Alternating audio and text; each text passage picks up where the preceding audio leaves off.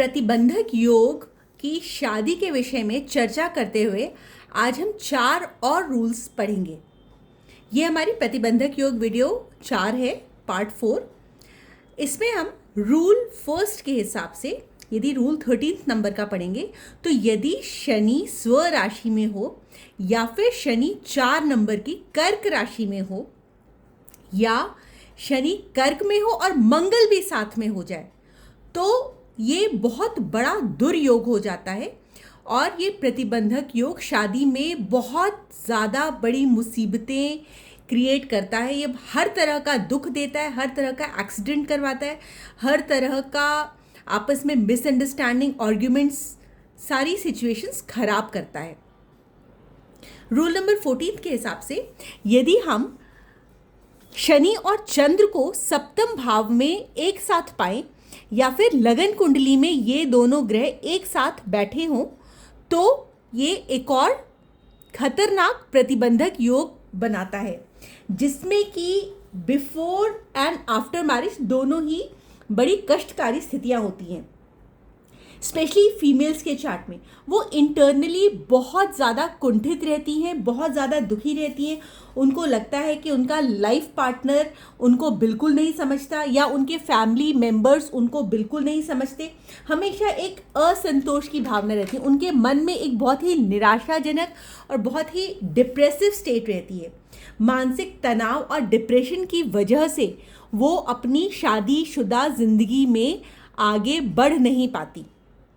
शनि वैसे भी कर्म का क्षेत्र है, या तो उनको प्रोफेशन में अपनी फैमिली लाइफ के चलते बहुत ज़्यादा चैलेंजेस फेस करने पड़ते हैं या अपनी मेंटल स्टेट के चलते वो अपने प्रोफेशन में बहुत ज़्यादा फोकस नहीं कर पाती। और बिफोर मैरिज भी उनको प्रॉपर रिश्ता ढूंढने में प्रॉब्लम आती है। यदि ये जो स्थिति है वो हस्बैंड की कुंडली में हो जाए तो उनके लिए भी बहुत ही स्ट्रेसफुल कंडीशन रहती है। रूल नंबर 15, जब भी सप्तम भाव का स्वामी सप्तम भाव में बैठा ग्रह, चाहे वो कोई भी 9 ग्रहों में से एक हो, सप्तम भाव पर किसी पापी ग्रह की दृष्टि पड़ रही हो, सन, राहु, केतु, मंगल, शनि, कोई भी, और साथ में इनके मांगलिक दोष भी हो, तो ये एक बहुत ही खतरनाक तरीके का प्रतिबंधक योग बनता है। इसके अंडर यदि इनमें से कोई भी ग्रह नीच का हो, अस्त हो, विष नवमांश में हो, पाप कर्तरी योग में हो, उग्र या तीक्ष्ण नक्षत्र में हो, मृत्यु भाग में हो, या तो 7th हाउस में शुक्र बैठा हो या 7th हाउस में कोई भी उग्र ग्रह बैठा हो, उस कंडीशन में भी आपको अपना मनपसंद लाइफ पार्टनर ढूंढने में बहुत परेशानी आती है। और साथ में मांगलिक दोष जो कि 1, 4, 7, 8 या 12 भाव में बैठने के, मंगल के 12 भाव में बैठने से हो जाता है, तो ये भी बहुत ही कष्टकारी प्रतिबंधक योग बनता है। एक और योग के हिसाब से जब भी कभी D9 चार्ट में या नवमांश चार्ट में आपका लग्न पीड़ित हो या चौथा भाव पीड़ित हो, ये नवमांश चार्ट की बात हो रही है। यदि D9 चार्ट में, जो कि आफ्टर मैरिज का चार्ट होता है, जो आपके अंदर की भी खुशियों के बारे में बताता है, यदि उसमें आपका लग्न पीड़ित हो या चौथा भाव पीड़ित हो या लग्न चौथे भाव पर शत्रु या किसी क्रूर ग्रह की दृष्टि हो नवमांश चार्ट में, या लग्न में ही कोई नीच का ग्रह बैठा हो, मान लिया सूर्य इसमें 7 नंबर की राशि में बैठा हो, चंद्रमा 8 नंबर की राशि में बैठा हो, मंगल 4 नंबर की राशि में बैठा हो, आपका बुध 12 नंबर की राशि में बैठा हो,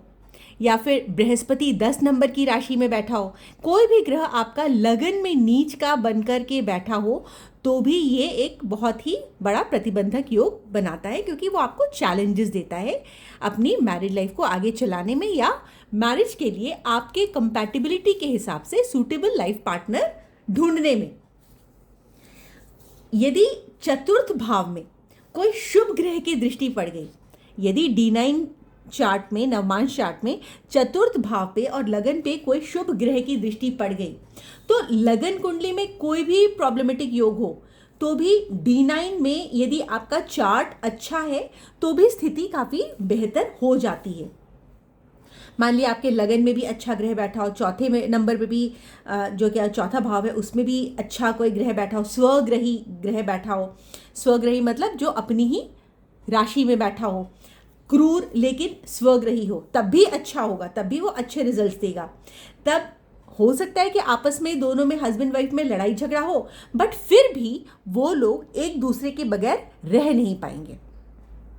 तो ये थी एक चर्चा प्रतिबंधक योग जो कि शादी में आपके अलग अलग तरह की रुकावटें लाता है। यदि आपको मेरी ये वीडियो पसंद आई हो तो please like, share and subscribe ज़रूर करिएगा। मैं अपने आगे आने वाली वीडियो में प्रतिबंधक योग को की रेमेडीज़ के बारे में बताऊंगी, कि उपाय के बारे में बताऊंगी, कैसे यदि आपकी शादी में या आपकी कुंडली में प्रतिबंधक योग लगा हुआ है तो उसको कैसे कम किया जाए या नलिफाई किया जाए, और इस प्रकार से आप अपनी मैरिड लाइफ या मैरिज से रिलेटेड कोई भी इशू को ईजिली ठीक कर सकते हैं। Thank you so much for watching.